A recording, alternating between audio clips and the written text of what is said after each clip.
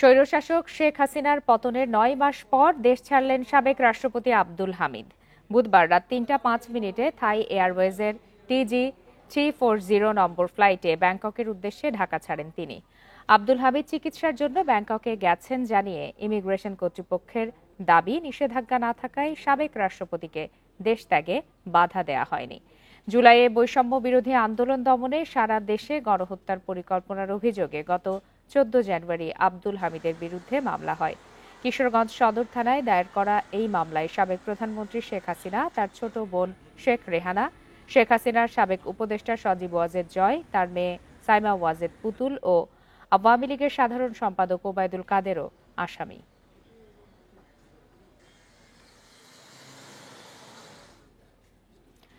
শেখ হাসিনার বেসরকারি ব্যক্তিগত কর্মকর্তা SM মিজানুর রহমানকে গ্রেপ্তারের কথা জানিয়েছে পুলিশ। গত রাত 10টার দিকে ধানমন্ডির ল্যাবএইড হাসপাতালের সামনে থেকে তাকে গ্রেপ্তার করা হয়। নিউ মার্কেট থানার ভারপ্রাপ্ত কর্মকর্তা জানান, মিজানুর রহমানের বিরুদ্ধে বৈষম্য বিরোধী আন্দোলনের ঘটনায় হত্যা মামলা রয়েছে। ওই মামলায় তাকে গ্রেপ্তার দেখানো হয়েছে। তার বিরুদ্ধে আইনি ব্যবস্থাও নেওয়া হবে। জানা গেছে, গত রাত 10টার দিকে ঢাকা কলেজের শিক্ষার্থী ও পথচারীরা মিজানকে আটক করেন। পরবর্তীতে নিউ মার্কেট থানা পুলিশের কাছে তাকে হস্তান্তর করা হয়। তার বাড়ি বরিশালের গৌর নদীতে। 2001 সাল থেকে তিনি শেখ হাসিনার বেসরকারি ব্যক্তিগত কর্মকর্তার দায়িত্ব পালন করেন।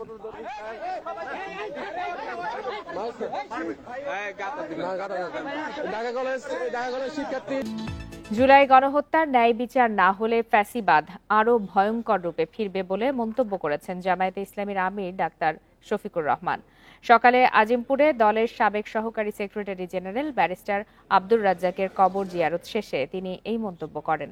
ডাক্তার শফিকুর রহমান বলেন, জামায়াত নেতাকর্মীদের ওপর সবচেয়ে বেশি অত্যাচার ও নির্যাতন করা হয়েছে। অন্য কোনো দলের প্রতি এত অবিচার করা হয়নি। দলের অনেক নেতাকে ফাঁসি দিয়ে মারা হয়েছে, জেলে হত্যা করা হয়েছে। পরে ATM আজহার ন্যায় বিচার পাবেন প্রত্যাশা করে জামায়াতে ইসলামীর আমির বলেন, তিনি মুক্ত হয়ে দলের নেতৃত্ব দেবেন। ন্যায় বিচারটা দেখতে চাই, দোয়া করেন সেই ন্যায় বিচার শুধু আমরা না, জাতি যেন পায়। এই যে 24-এর আন্দোলনে যারা শহীদ হলো, যারা পঙ্গু আহত হলো, যারা জীবনের তরে জিন্দা শহীদ হয়ে এখন বিছানায় পড়ে আছে, কাতরাচ্ছে, অন্ধ হয়ে, প্যারালাইজড হয়ে, তারা যেন ন্যায় বিচারটা পায়। এই ন্যায় বিচার যদি নিশ্চিত হয়, তাহলে আগামীতে কোনো জালিমের জন্ম এই দেশে হবে না। ৭১-এ মানবতা বিরোধী অপরাধের মামলায় মৃত্যুদণ্ডের বিরুদ্ধে জামায়াত নেতা ATM আজহারুল ইসলামের আপিল আবেদনের রায় ঘোষণা হবে ২৭ মে। সকালে প্রধান বিচারপতি ডক্টর সৈয়দ রেফাত আহমেদের নেতৃত্বাধীন ৭ সদস্যের আপিল বেঞ্চ দ্বিতীয় দিনের শুনানি শেষে এই দিন নির্ধারণ করেন। এর আগে গত মঙ্গলবার প্রথম দিনের শুনানি শেষ হয়। সেদিন শুনানিতে আজহারুল ইসলামের আইনজীবী শিশির মনির এই মামলাসহ অন্য কয়েকটি মামলার প্রসঙ্গ টেনে সাক্ষ্য ও প্রমাণের বিভিন্ন ত্রুটি তুলে ধরেন। এ সময় মানবতা বিরোধী অপরাধে জামায়াত নেতা আব্দুল কাদের মোল্লার মৃত্যুদণ্ড সংক্ষিপ্ত রায়ে কার্যকর হয়েছে উল্লেখ করে একে উপমহাদেশে নজিরবিহীন বলে মন্তব্য করেন তিনি। মুক্তিযুদ্ধের সময় গণহত্যা, হত্যা, লুটপাট ও অগ্নিসংযোগের মতো মানবতা বিরোধী অপরাধের দায়ে 2019 সালে ATM আজহারুল ইসলামের মৃত্যুদণ্ডের রায় বহাল রাখে আপিল বিভাগ।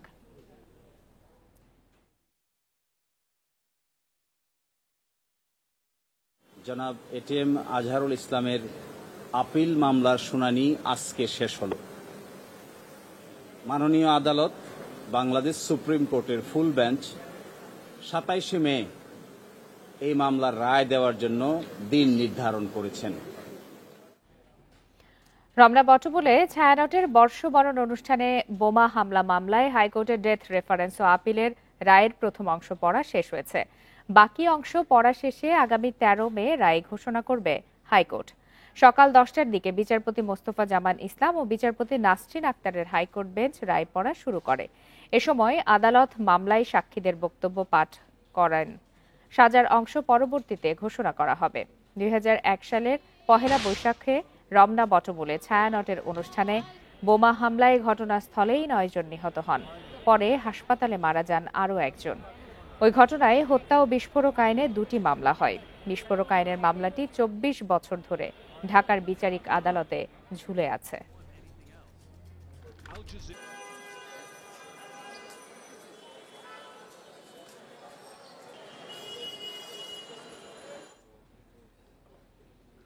এ বিষয়ে আরো বিস্তারিত জানাতে এই মুহূর্তে হাইকোর্ট চত্বর থেকে যোগ দিয়েছেন সহকর্মী বুদ্ধদেব কুণ্ডু। বুদ্ধদেব, এই যে রমনা বটমূলের ছায়ানটের যে বোমা হামলা মামলা, সেই মামলার রায়ের প্রথম অংশ পড়া শেষ হয়েছে আজ, সেখানে কি কি পর্যবেক্ষণ উঠে এসেছে, বিস্তারিতভাবে কি জানতে পেরেছেন?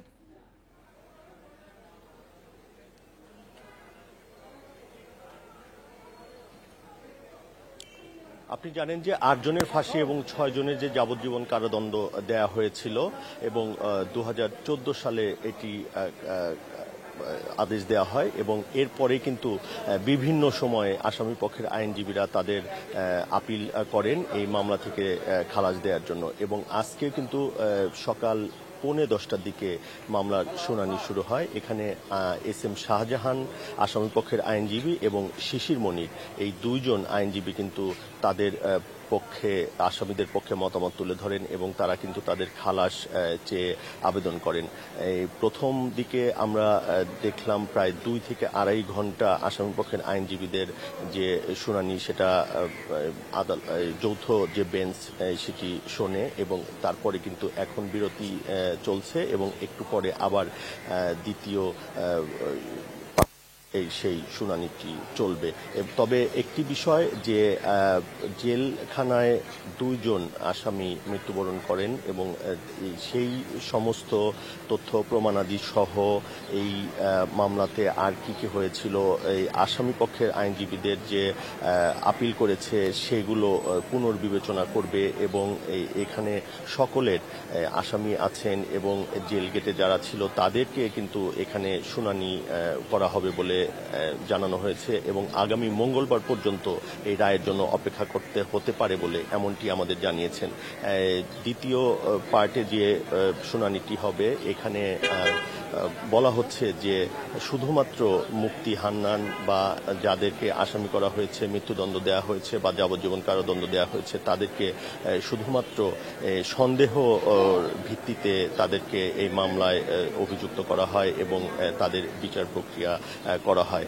এখানে আসামি পক্ষের আইনজীবীরা বলছেন এটা আসলে ভিত্তিহীন, কোনো ধরনের সম্পৃক্ততা তাদের ছিল না, শুধুমাত্র এখানে কিছু রাজনীতির সঙ্গে সম্পৃক্ত থাকার জন্য তাদেরকে এই মামলায় ফাঁসানো হয়, এমনটি কিন্তু আসামি পক্ষের আইনজীবীরা দাবি করছেন। আরেকটি বিষয় আপনাকে জানিয়ে রাখি যে আপনি জানেন যে বহুল আলোচিত এটিএম আজহারুল ইসলাম যেটি জামাত নেতা এবং মৃত্যুদণ্ডপ্রাপ্ত আসামি, সেই তার আপিলটাও কিন্তু তাকে খালাস চেয়ে আসামি পক্ষরা আপিল করেছে, সেই মামলাটির শুনানিও কিন্তু আজকে শেষ হয়েছে এবং এখানে বলা হচ্ছে যে আগামী 27 মে এই মামলাটির রায় ঘোষণা করা হবে এবং এই মামলার আসামি পক্ষের আইনজীবীও শিশির মনির এবং তিনি গণমাধ্যম সঙ্গে কথা বলেছেন। তিনি কিন্তু বলছেন যে সেই সময়ে এটিএম আজহারুল ইসলামের বয়স ছিল 18 বছর এবং তিনি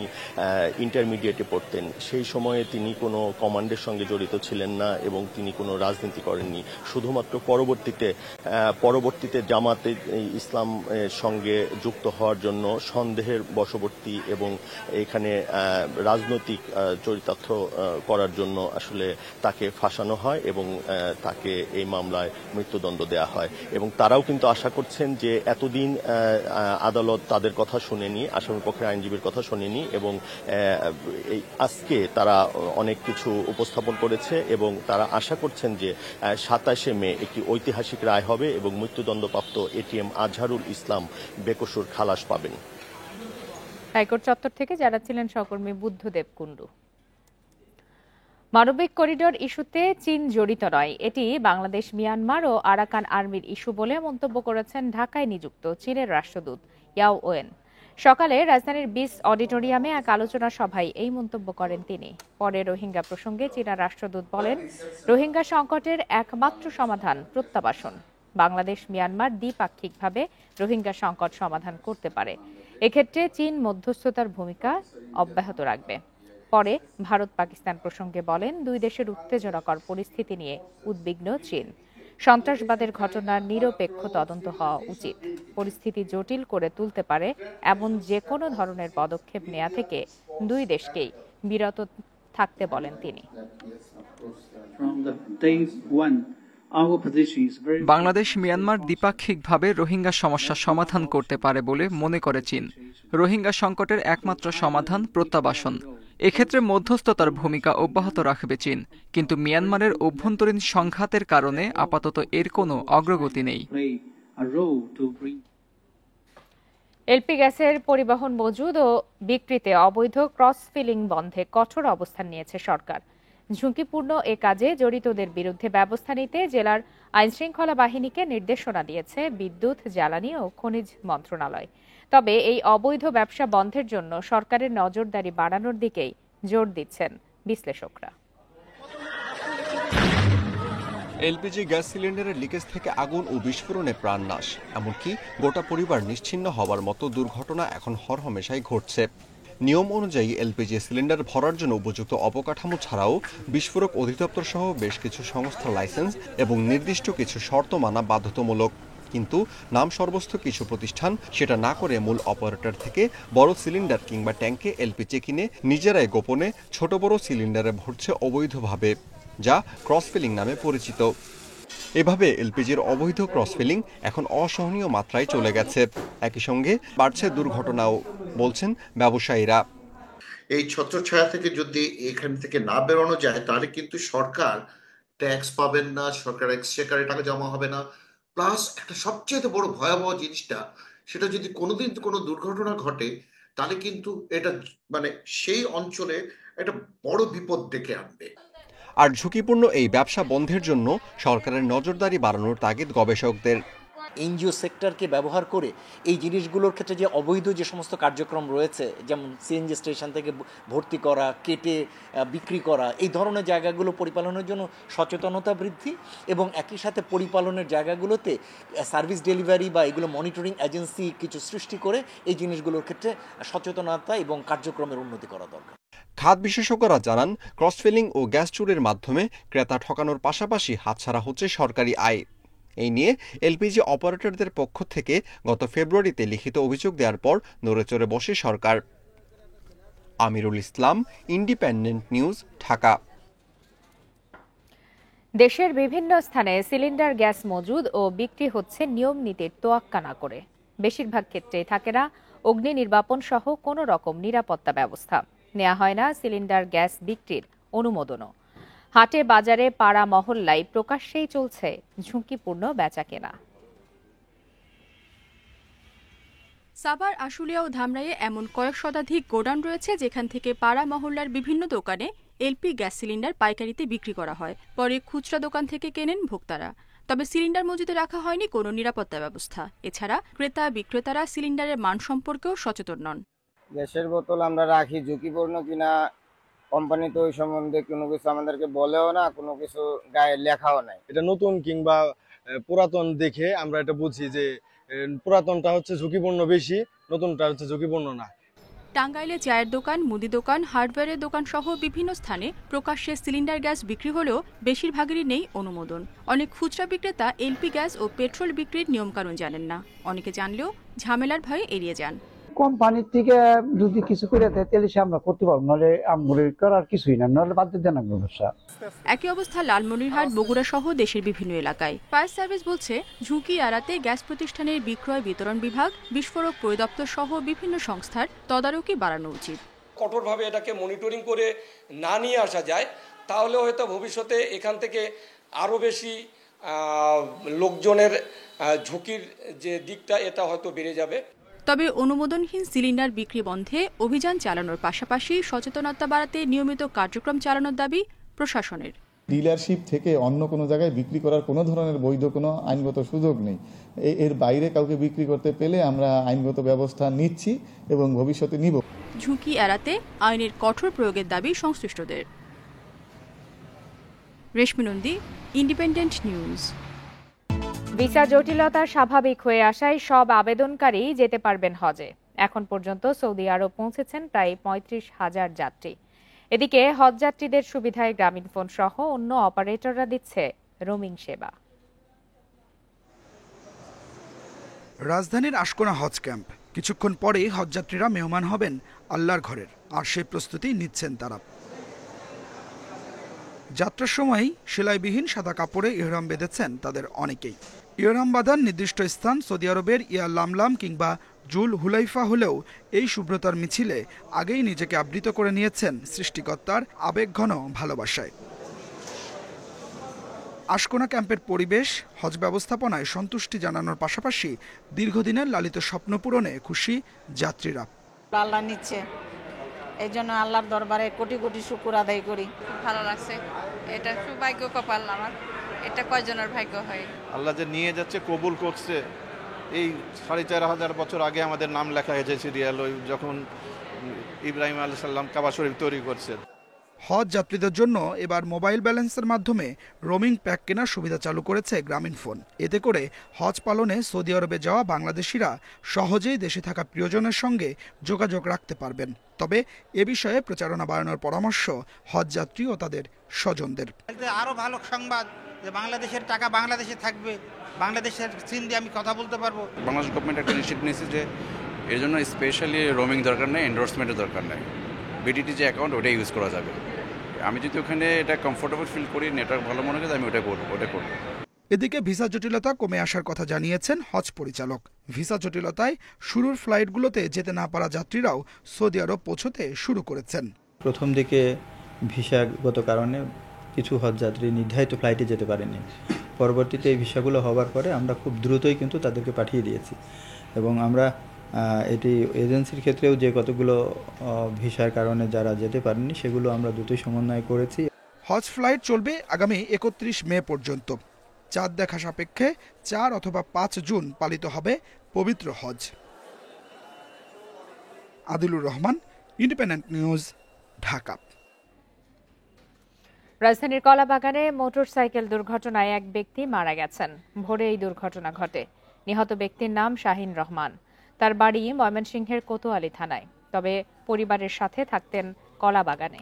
স্থানীয়দের তথ্য অনুসারে ভোর 5টার দিকে মোটরসাইকেল চালাচ্ছিলেন শাহিন রহমান। এ সময় নিয়ন্ত্রণ হারিয়ে দুর্ঘটনা ঘটলে মাথায় গুরুতর আঘাত পান তিনি। পরে উদ্ধার করে ঢাকা মেডিকেলে নিয়ে গেলে তাকে মৃত ঘোষণা করেন চিকিৎসক। কলাবাগান থানার উপপরিদর্শক এমরুল কবির জানান, আশপাশের সিসিটিভি ফুটেজ দেখে মূল ঘটনা জানার চেষ্টা চলছে।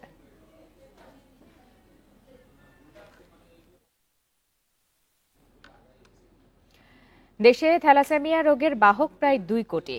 81% মানুষ জানেই না বিষয়টি। আর রংপুর বিভাগে এই রোগের বাহক সবচেয়ে বেশি, প্রতি 4 জনে 1 জন। সরকারের জাতীয় থ্যালাসেমিয়া জরিপে উঠে এসেছে এসব তথ্য। রোগের বিস্তার রোধে 2 বাহকের মধ্যে বিয়ে বন্ধের পরামর্শ থাকলেও তা আমলে নেয় না সাধারণ মানুষ ও সরকার। ভূতের কার্টুন পছন্দ রবি ও সাইমার। 2 ভাই বোনই থ্যালাসেমিয়ায় আক্রান্ত। টাঙ্গাইল থেকে 20 দিন পর ঢাকায় এসে নিতে হয় রক্ত।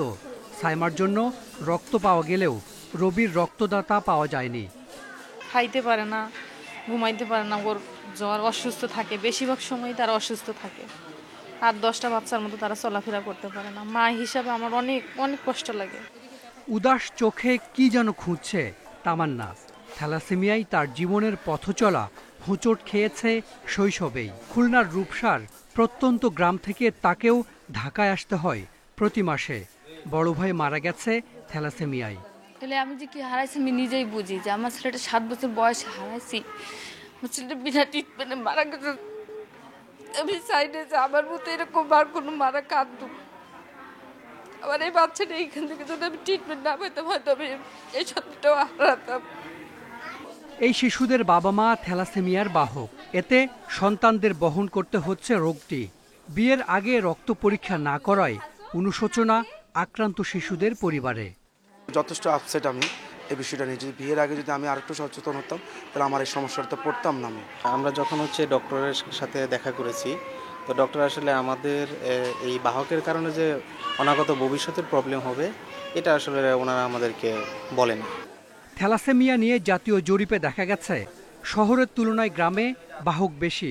সিলেটে বাহক 5 ভাগ হলেও রংপুরে তা 27। গত বছর 8,000 মানুষের উপর প্রথম এই জরিপ করে বাংলাদেশ পরিসংখ্যান ব্যুরো। সবচেয়ে ভয়ানক যে কমপ্লিকেশনগুলো হয় disease transmission, hepatitis B virus, C ভাইরাসের সংক্রমণ হচ্ছে। আরটা হচ্ছে কি আয়রন অত্যধিক হারে শরীর ডিপোজিশন হওয়ার জন্য তার গ্রোথ রিটার্ডেশন হচ্ছে। কি হচ্ছে না থ্যালাসেমিয়া, সব কমপ্লিকেশনসগুলো হতে থাকবে। বছরে প্রায় ৮,০০০ শিশু থ্যালাসেমিয়া নিয়ে জন্ম নেয়।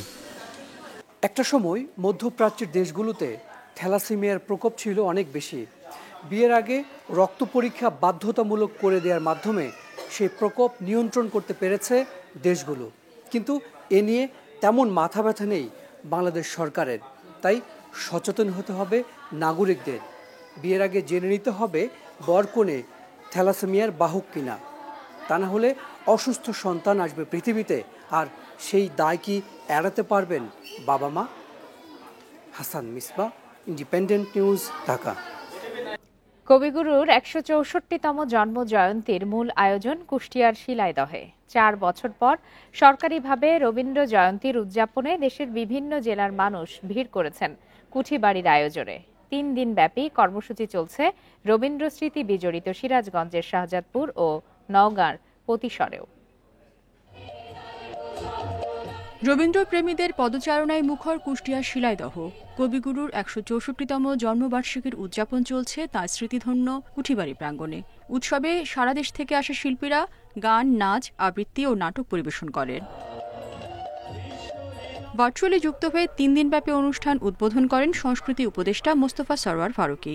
উৎসবের পাশাপাশি কুঠিবাড়ি চত্বরে চলছে গ্রামীণ মেলাও। অনুষ্ঠান উপভোগের মধ্য দিয়ে আমি এই শিলাইদহের কুঠিবাড়িকে এবং যেন রবীন্দ্রনাথকেই খুব কাছ থেকে দেখছি এবং উপলব্ধি করছি।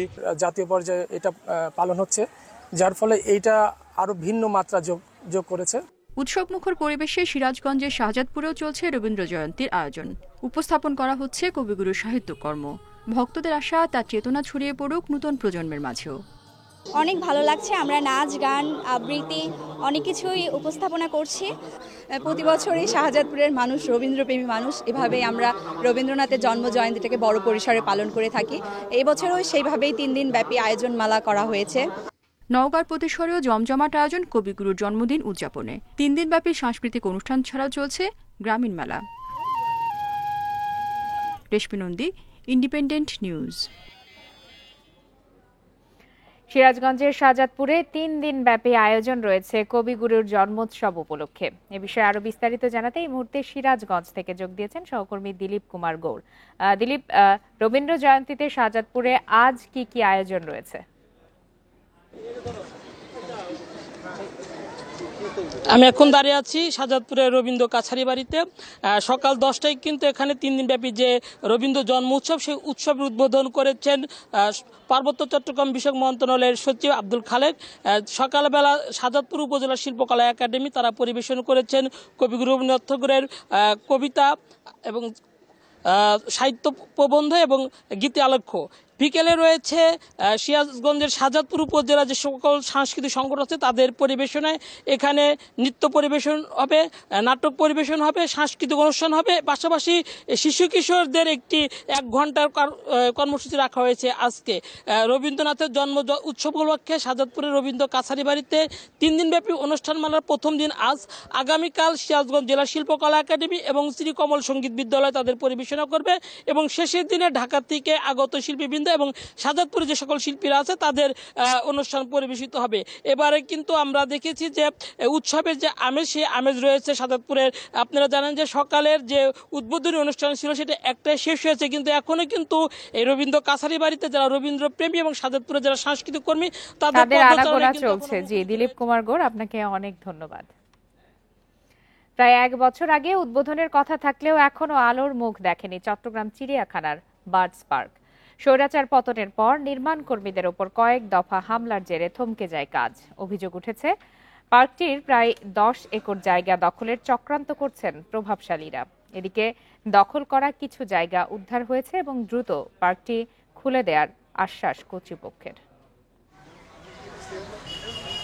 চট্টগ্রাম চিড়িয়াখানায় বর্তমানে 66 প্রজাতির 520টি প্রাণী রয়েছে। এর মধ্যে 18টি বাঘ ও 2টি সিংহ। এছাড়া কুমির, জলহস্তী সহ অন্যান্য প্রাণী দেখতে প্রতিদিন ভিড় করেন দর্শনার্থীরা। মোটামুটি এখানে হরিণ, অজগর সাপ, হ্যাঁ, রয়্যাল বেঙ্গল টাইগার দেখা হলো। বাচ্চাদের জন্য অনেক কিছু আছে এখানে, আর দেখার মতো আছে। এখানে আসলে বাচ্চাদের জ্ঞানও সমৃদ্ধ বাড়ে। চিড়িয়াখানায় আরও বৈচিত্র্য আনতে কয়েক বছর আগে বার্ডস পার্ক করার উদ্যোগ নেওয়া হয়, যেখানে ফ্ল্যামিঙ্গো, ম্যাকাও, পেলিকেন সহ নানা প্রজাতির পাখি থাকবে। গেল বছরের মে মাসে পার্কটির কাজ শুরু হয়। আগস্টে সবার জন্য খুলে দেওয়ার কথা ছিল, কিন্তু রাজনৈতিক পট পরিবর্তনের পর হামলা চালিয়ে ভেঙে দেয়া হয় সীমানা প্রাচীর। অভিযোগ উঠেছে শত কোটি টাকা মূল্যের 10 একর জমি দখলে নেয়ার চেষ্টা করছে প্রভাবশালীরা। নতুন করে যখন কাজ বাউন্ডারি কাজ চলতেছিল, তখন দুষ্কৃতকারীরা কেউ বাধার চেষ্টা করছে। পরে সেখানে আমাদের 1-2 লেবার ছিল, তারা একটু আহত হয়েছে। তবে দখলদারদের কবল থেকে বেশ কিছু জায়গা উদ্ধার হয়েছে বলে দাবি জেলা প্রশাসকের। দ্রুত কাজ শেষ করে পার্কটি উন্মুক্ত করার আশ্বাস তার। কিছু দুষ্কৃতকারীরা ভেঙেছিল, এটা দখলে নিয়েছিল। পরবর্তীতে আমরা প্রায় 10-15 দিন আগে এটা পুনরায় দখলে নিয়েছি এবং ওখানে আমাদের একটা রোড হবে, আর আমরা একটা বার্ড রিভিয়ার করব। নতুন প্রাণী কিছু আনবো, যেমন হাতি আনবো, জিরাফ আনবো, এরকম আমাদের কিছু প্ল্যান আছে। দর্শনার্থীদের আকর্ষণ বাড়াতে বিদেশ থেকে নানা ধরনের বন্য প্রাণী আনার কাজ চলছে বলে জানিয়েছে কর্তৃপক্ষ। Ahsan Riton, Independent News, Chattogram. আর এই ছিল এখনকার বিরতিহীন সংবাদ দুপুরে। ইন্ডিপেন্ডেন্ট টেলিভিশনের সব খবরের আরো বিস্তারিত জানতে চোখ রাখুন ফেসবুক, ইউটিউব আর এক্সে। ধন্যবাদ সবাইকে।